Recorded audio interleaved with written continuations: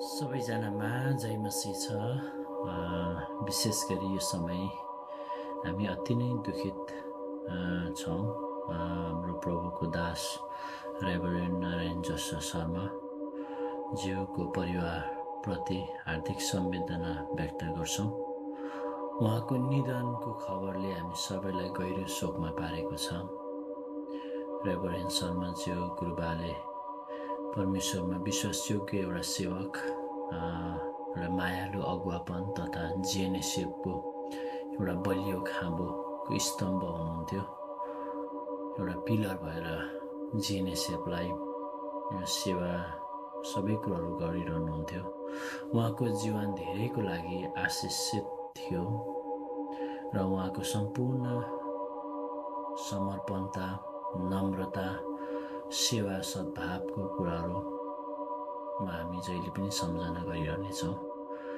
जिएनएसएफ तथा विश्वमा रहेका सम्पूर्ण हाम्रो नेपाली भाषी समुदायमा उहाँले पुर्याउनु भएको सेवा, ठुलो योगदान कहिले पनि हामी बिर्सन सक्दैनौँ।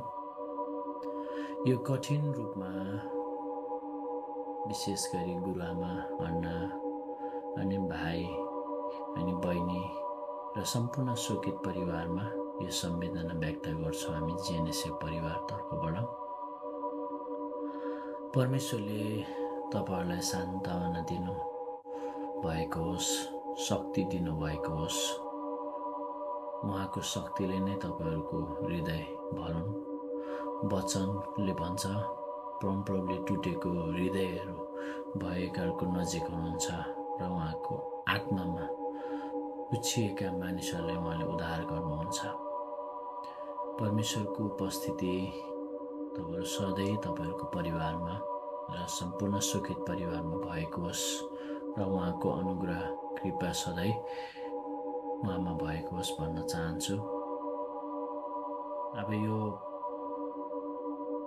जिएनएसएफको तर्फबाट मैले जति बोलेँ, जति भने त्यसले प्रशस्त रूपमा पुरा तरिकाले पुग्न सक्दैन।